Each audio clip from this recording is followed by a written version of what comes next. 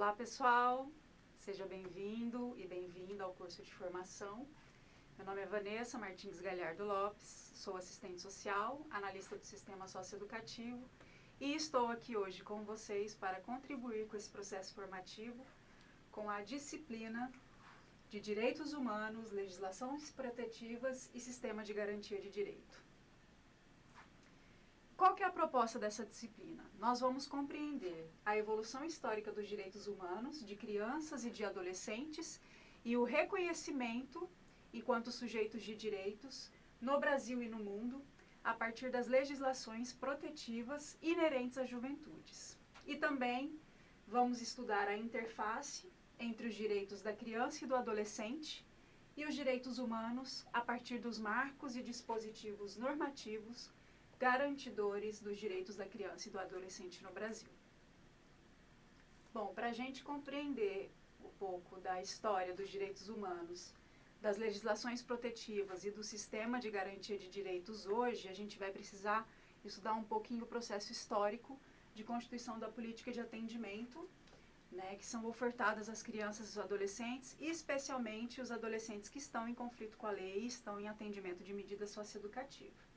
Essa trajetória ela foi marcada por uma série de mudanças, diversas tensões, contradições, práticas assistencialistas, de extremo controle, punição, repressão e até mesmo policialesco, uma vez que representava as ideias da classe dominante e toda a sua formação e concepção, e que levou por muitos anos à marginalização da infância e da juventude.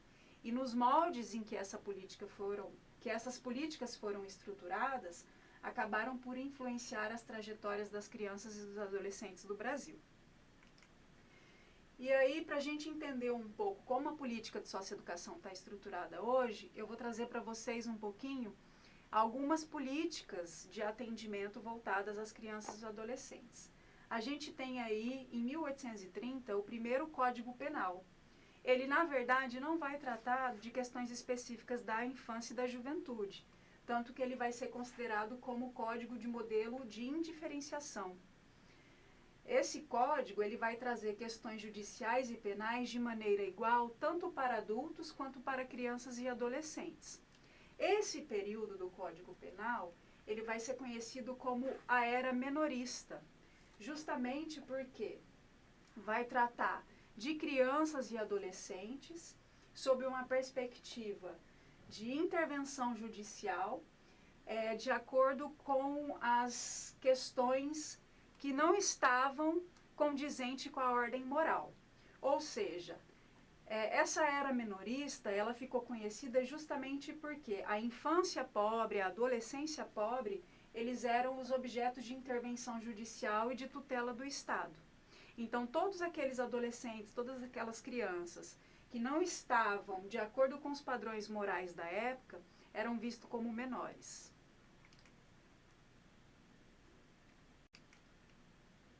Depois nós vamos ter, no início do século XX, a primeira política de assistência e proteção aos menores abandonados e delinquentes. Vocês podem perceber que a palavra menor, ela vai começar a ser utilizada vulgarmente, de uma maneira, de uma perspectiva um tanto quanto preconceituosa. Em 1927, a gente vai ter a criação da Escola Correcional, o Juizado de Menores e o Conselho de Assistência e Proteção aos Menores e o Abrigo de Menores. É neste período que a gente vai ter a primeira legislação que vai tratar especificamente de crianças e adolescentes, e vai inaugurar o modelo de proteção até os 18 anos para adolescente. Esse Código de Menores, que ele vai ser implementado por meio do Decreto 17.943-A, de 12 de outubro de 1927, ele vai tratar de questões específicas da criança e do adolescente, ou popularmente dos menores, que se encontravam em situação consideradas naquela época irregulares. Então esse código ele vai ficar conhecido como Código Melo Matos. Ele vai inaugurar uma perspectiva de proteção legal até os 18 anos de idade, mas ele vai continuar segregando crianças e adolescentes. ou seja, vai tratar dessas crianças e desses adolescentes como menores, especialmente aqueles que eram considerados em situações irregulares. O que eram essas situações irregulares? Abandono, pobreza, delinquência, e vai cuidar ao mesmo tempo de situações irregulares, mas também das questões de higiene da infância e da delinquência. Esse código vai estabelecer a vigilância pública sobre a infância e juventude.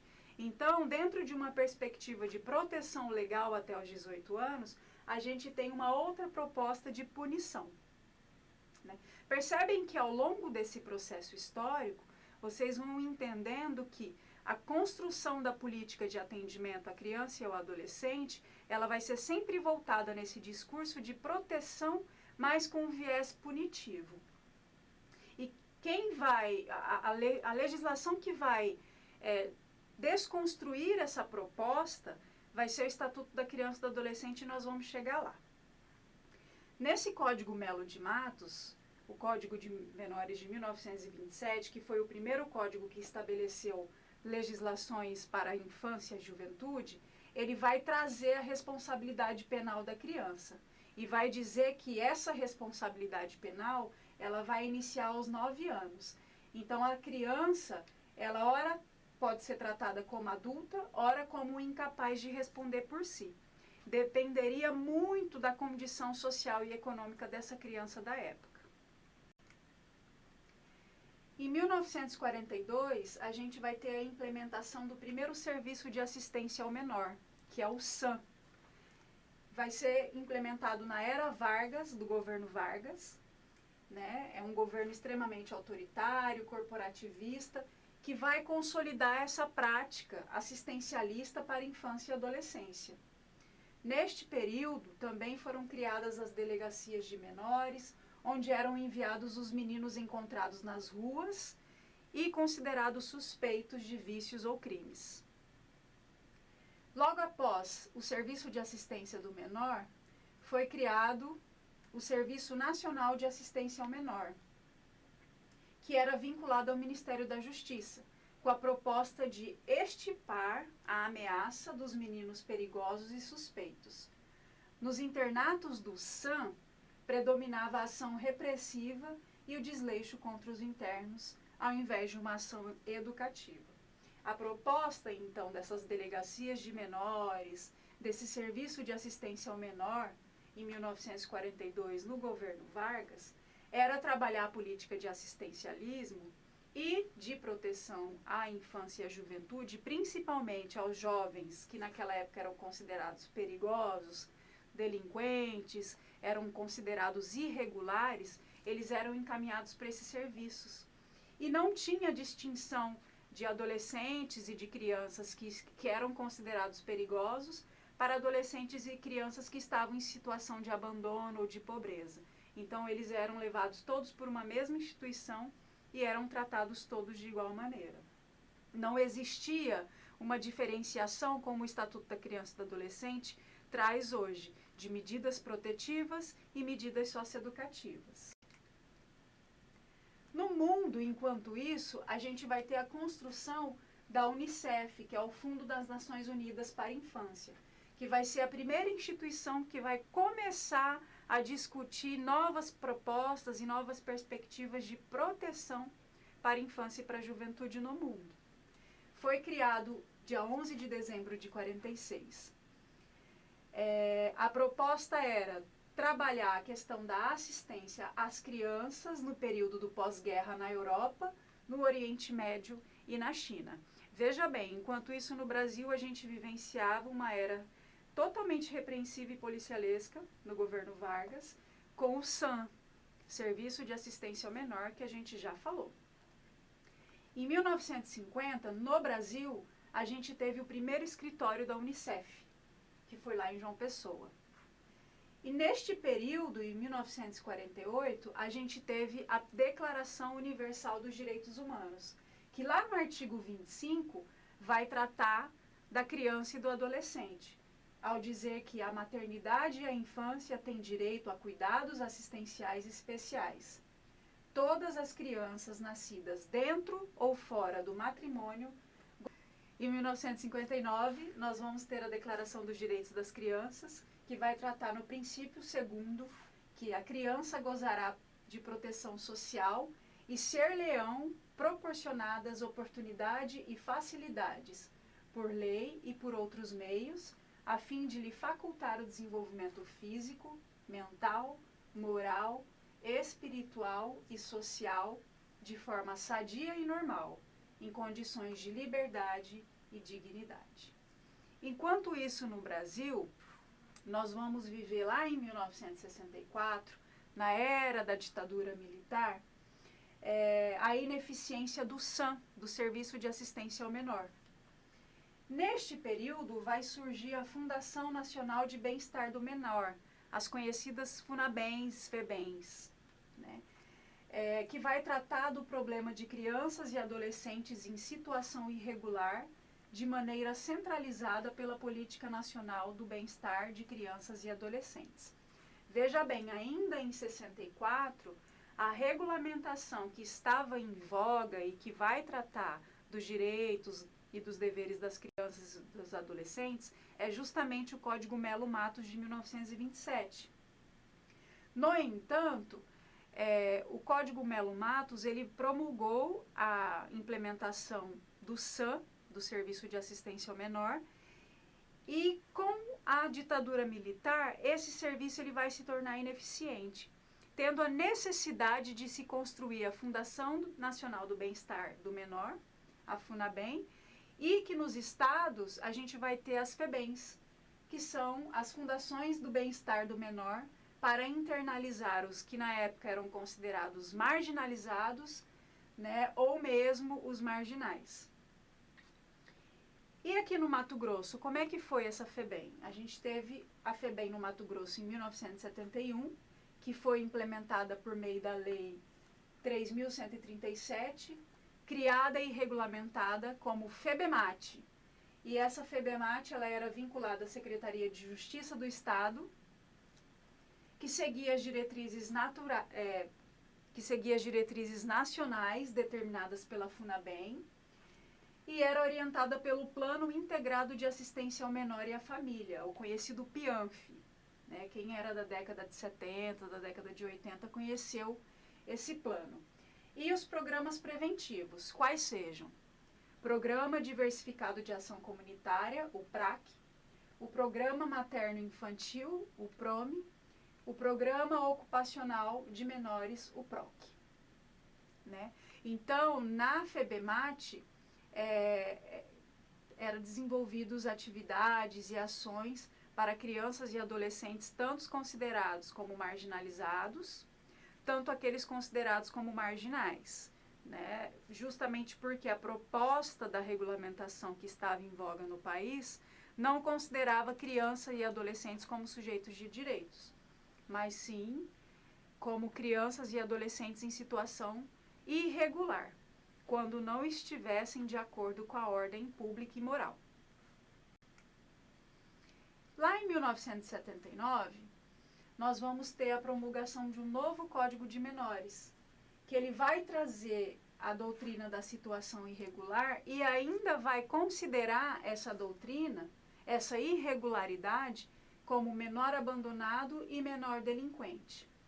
Apesar de trazer algumas normas e algumas regras novas para a legislação da infância e da juventude, esse código ele vai dar continuidade a essa perspectiva da irregularidade, a essa perspectiva menorista conhecida no Código de Menores de 1927. Esse código ele vai dar ainda mais exposição das famílias pobres à repressão do Estado, porque vai culpar as famílias pela situação de miserabilidade ou pelo descumprimento das normas sociais estabelecidas. E nesse código, os adolescentes só vão ter direitos quando fossem julgados em risco. Né? Mas se estivessem em situação considerada irregular, eles não eram vistos como sujeitos de direitos.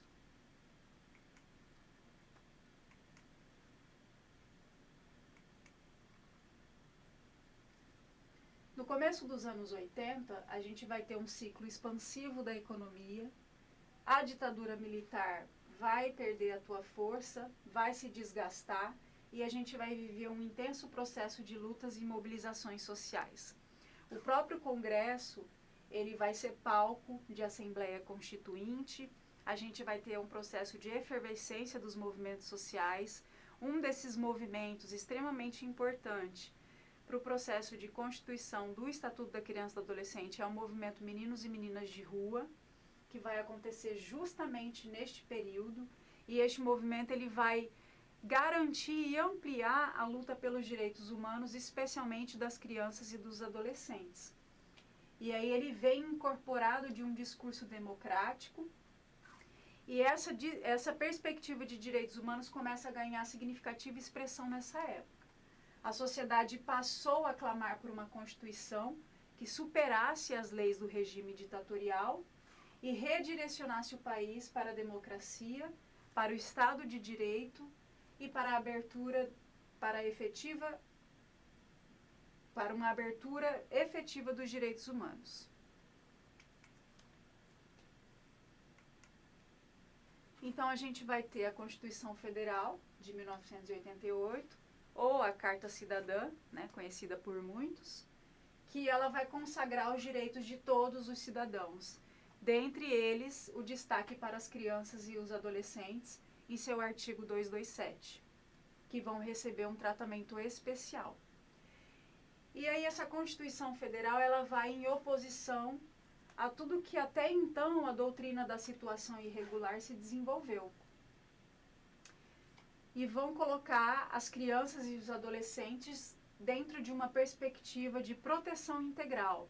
Vão considerar as crianças e os adolescentes como sujeitos de direitos, com prioridade absoluta e em pessoa em desenvolvimento, destacando a proteção social como direito e as medidas socioeducativas não como repreensão, não como isolamento, mas como um processo de sanção educativa, com vistas à mudança da trajetória deste adolescente, com ênfase nas políticas públicas e no apoio sociofamiliar.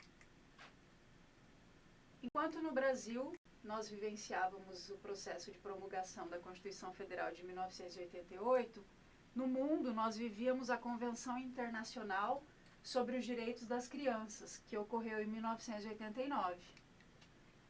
Que vai garantir que a criança ela precisa estar numa posição de absoluta prioridade na formulação das políticas sociais e na destinação dos recursos públicos.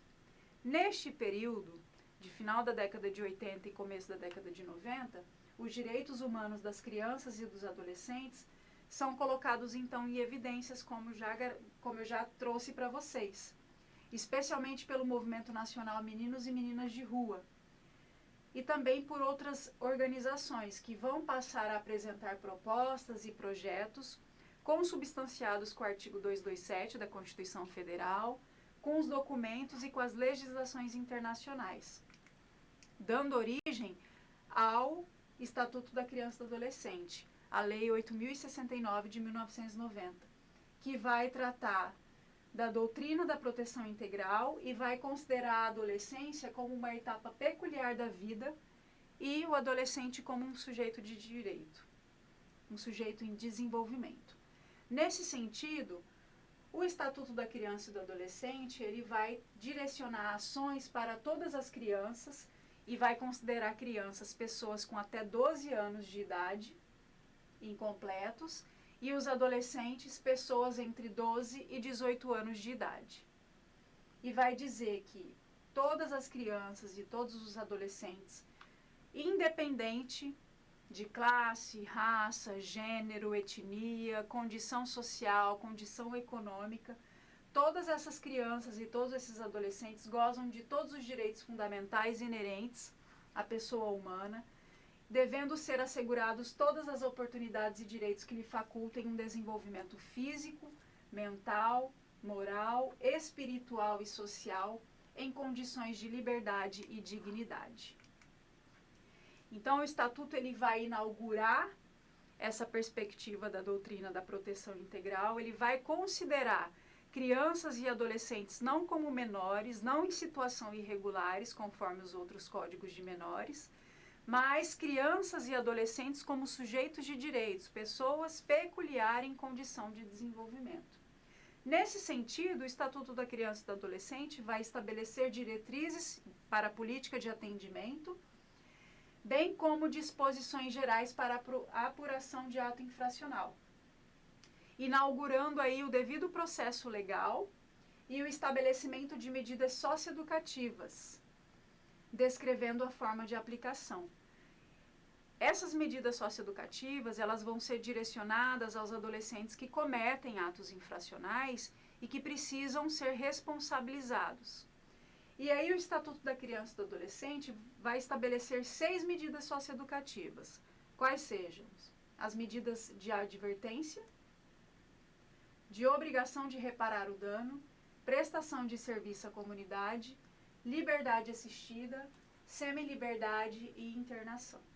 A medida socioeducativa de advertência, ela é uma medida de admoestação verbal. Essa medida vai acontecer dentro do juizado.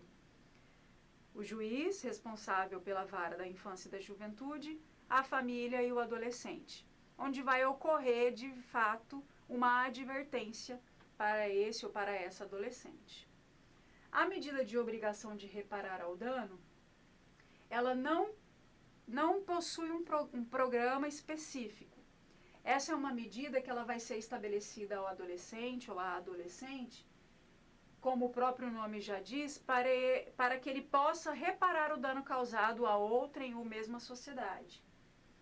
A medida de prestação de serviços à comunidade e a de liberdade assistida são consideradas medidas em meio aberto e elas são operacionalizadas pelo município. Já a medida de semi-liberdade e internação, elas são operacionalizadas pelo Estado e elas requerem um programa específico de atendimento.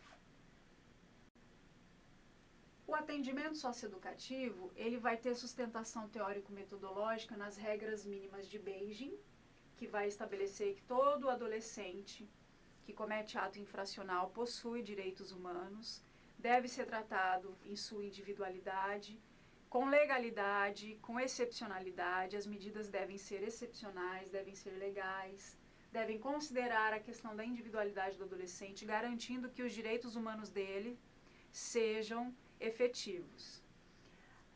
O atendimento socioeducativo também vai estar sustentado nas regras mínimas para a proteção de jovens com restrição de liberdade, entendendo que esses adolescentes que estão em cumprimento de medida de internação e de semi-liberdade, eles estão privados de sua liberdade, não privados de seu direito. E também esse atendimento socioeducativo deve estar sustentado nas diretrizes da Convenção Internacional sobre os Direitos da Criança e do Adolescente.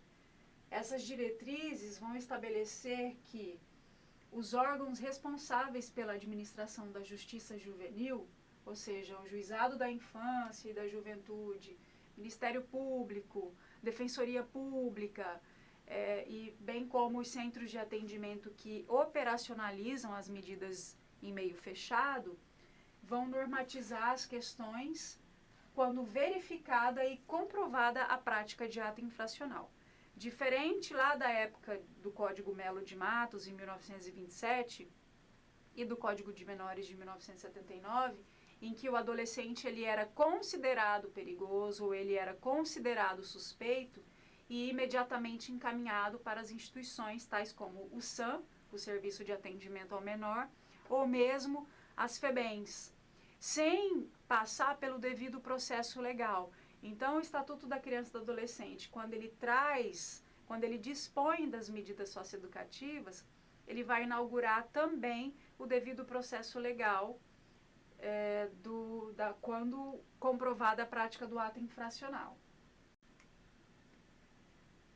Para isso, para estabelecer as diretrizes para o desenvolvimento das medidas socioeducativas, a gente tem pela primeira vez, em 2006, a resolução número 119, que vai tratar do Sistema Nacional de Atendimento Socioeducativo, que é uma resolução que vai trazer todas as diretrizes para o atendimento e para o desenvolvimento dessas medidas socioeducativas, desde as diretrizes arquitetônicas até as diretrizes de regime disciplinar, de organização do atendimento técnico, de quantidade de agentes socioeducativos, de quantidade de agentes de segurança, de quantidade de adolescentes por quarto, questão de tamanho, de idade, separação por compleição física, separação por atos infracionais. Então, em 2006, a gente vai ter esse regulamento que vai estabelecer todas essas diretrizes para o atendimento socioeducativo. Mas é somente em 2012 que o Sistema Nacional de Atendimento Socioeducativo vai ser regulamentado como política pública por meio da Lei 12.594, de 18 de janeiro de 2012, que vai instituir o SINASE.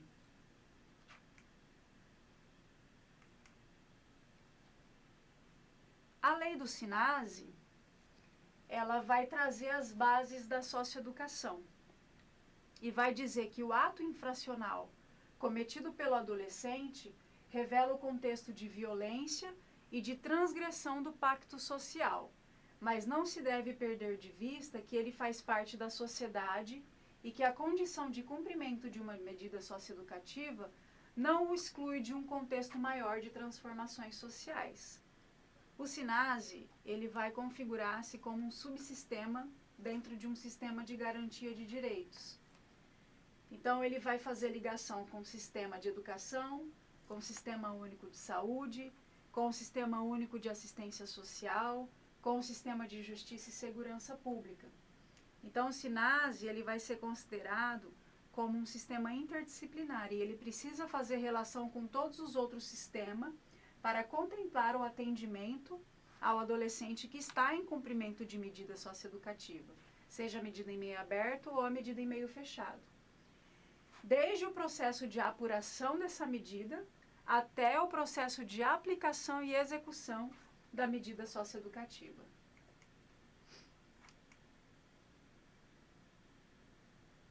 O SINASE vai estabelecer que as medidas, as ações socioeducativas, elas devem exercer influência sobre a vida do adolescente, contribuindo para a construção de sua identidade e favorecendo a elaboração de um projeto de vida.